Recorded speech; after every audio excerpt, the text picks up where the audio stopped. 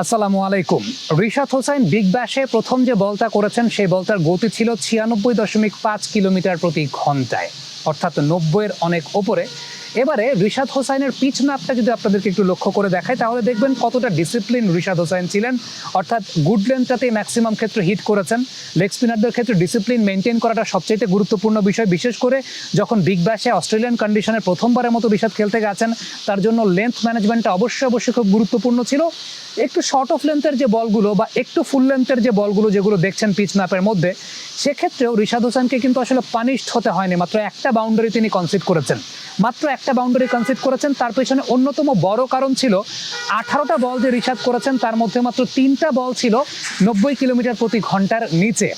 In fact আমি যদি আপনাদেরকে একদম বিশ্লেষণ করে বলি তাহলে একটা ছিল 89 কিলোমিটারে, একটা ছিল 87, আর শেষের দিকে একটা বল তিনি করেছিলেন 86.5 কিলোমিটার প্রতি ঘন্টায়। আদারওয়াইজ প্রত্যেকটা বলই কিন্তু রিশাদ করেছেন 90 কিলোমিটার প্রতি ঘন্টার উপরে, যেটা মূলত তার লেন যখন একটু ছোট হয়েছে বা একটু সামনের দিকে হয়েছে সেই জায়গাটাতেও তাকে প্রহারের শিকার হতে হয় নাই। অর্থাৎ ডিসিপ্লিন থাকার পরেও যখন একটু পেছনের দিকে বল করেছেন তাতেও কিন্তু খুব বেশি সমস্যা হয় না। দেখেন ওই যে পেছনের লেন্থের যে বলগুলোর কথা আমি বলছিলাম, ওই লেন্থের বল করলে আমাদের দেশের উইকেট যে ধরনের উইকেট থাকে ওই টাইপের উইকেটগুলোতে ব্যাটসম্যানকে আসলে ডিসিভ করা সম্ভব হয় না, বা ব্যাটসম্যান একদম চা খেয়ে মারেন সেই ধরনের একটা ব্যাপার ঘটে। বাট ওই টাইপের উইকেটগুলোতে এই লেন্থের বলগুলো যদি আপনি একটু জোরের উপরে করতে পারেন সেটা আপনার জন্য অনেক বেনিফিশিয়াল হয়। রাশিদ খানদেরকে কিন্তু আমরা ওই লেন্থের বলে উইকেট পেতে দেখি, অর্থাৎ একটু পেছনের লেন্থের বলে উইকেট পেতে দেখি, কারণ পেসটা থাকে। রিশাদের এই বিগ ব্যাশে প্রথম ম্যাচে সবচেয়ে উল্লেখযোগ্য বিষয়টা ছিল জোরে বোলিং করেছেন। আর আমি ইনফ্যাক্ট যখন ফ্লাইটে বল করছেন রিশাদ, ফ্ল্যাট বল খুব কম করেছেন, ফ্লাইটে বল করেছেন অনেক বেশি। তবে ফ্লাইটে বল করার পরেও আলটিমেটলি ব্যাটসম্যান চা খেয়ে মারতে পারে নাই। তার পেছনে কারণটা হচ্ছে ফ্লাইটে বল করেছেন, জোরে বল করেছেন। এই বিষয়টা কিন্তু খুব ডিফিকাল্ট। এটা কিন্তু একটা বেশ ভালো স্কিলের জায়গা যে ফ্লাইটে বল করে সেই বলকে রোলিং করানো, সেই বলকে ঘোরানো। রিশাদ কিন্তু টার্নও পেয়েছেন। ফ্লাইটে বল করে টার্ন পাওয়াটা ইটস ডিফিকাল্ট।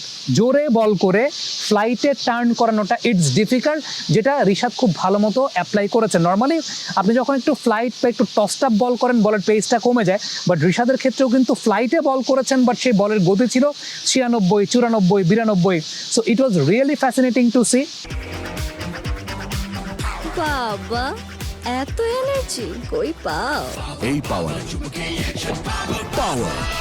অ্যাকশন। সেই সঙ্গে আরেকটা বিষয় বলবো, স্যাম কনস্টান্সকে দেখছিলাম একটা বলে, খুব সম্ভবত রিশাদের সেটা ব্যক্তিগত দ্বিতীয় ওভার ছিল, যখন রিভার্স সুইম্পের অ্যাটেম্পটে গেছেন রিশাদ কিন্তু লাইনেও পরিবর্তন করেছেন, মিডল লেগ মানে ব্যাটসম্যানকে ফলো করেছেন। সো অস্ট্রেলিয়ান কন্ডিশনে প্রথমত একটা বিষয় তো অবশ্যই ছিল চ্যালেঞ্জের, যে রিশাদ আসলে কোন পেসে বোলিং করেন। রিশাদ কনসিস্টেন্টলি 90 কিলোমিটার প্রতি ঘন্টার উপরে বোলিং করে গেছেন। দ্বিতীয়ত যে বিষয়টা ছিল সেটা হচ্ছে লেন্থ ম্যানেজমেন্টটা কেমন থাকে, লাইন ম্যানেজমেন্ট কেমন থাকে, কারণ অস্ট্রেলিয়ান কন্ডিশনে আসলে বোলারের বুঝে ওঠাটা একটু ডিফিকাল্ট হয়ে যায় আসলে কোন লেন্থে বোলিং করবেন। রিশাদকে কিন্তু বেশ ভালো ডিসিপ্লিন লেন্থে বোলিং করতে দেখা গেছে। কন্ট্রোলটা বেশ ভালো ছিল, টার্ন পেয়েছেন জোরের সঙ্গে টার্ন পাওয়াটা, আবারও বলবো জোরের সঙ্গে টার্ন পাওয়াটা, এই ব্যাপারটাই রিশাদকে আলাদা করেছে। এবং সত্যিকারের অর্থে গত 6-7 মাস আগেও রিশাদ যখন ভালো বোলিং করতেন, আমরা যখন প্রেজ করতাম, অনেকেই এসে কমেন্ট বক্সে লিখতেন যে ভালো টিমের সঙ্গে কেমন করছে, ভালো উইকেটে রিশাদ কেমন করছে, শুধু মিরপুরের উইকেটেই রিশাদ হয়তো বা চলেন বা এরকম কথাবার্তা। বাট এই যে রিশাদের একটা ইমপ্রুভমেন্টের জায়গা, যে জোরে বোলিং করতে পারার এবিলিটি এবং জোরের সঙ্গে টার্ন করানোর যে এবিলিটির জায়গাটা, এটাই মনে হয় রিশাদকে বিশ্বসেরাদের কাতারে এই মুহূর্তে নিয়ে এসেছে। বিগ ব্যাশে খেলছেন, বিগ ব্যাশের ওইরকম একটা কন্ডিশনেও মাত্র একটা বাউন্ডারি কনসিড করেছেন। So full credit goes to Rishad. এবং আমার কাছে মনে হয় যে এটা তার জন্য একটা অনেক বড় লার্নিং এক্সপিরিয়েন্স, অস্ট্রেলিয়ান কন্ডিশনে কিভাবে বোলিং করতে হয়।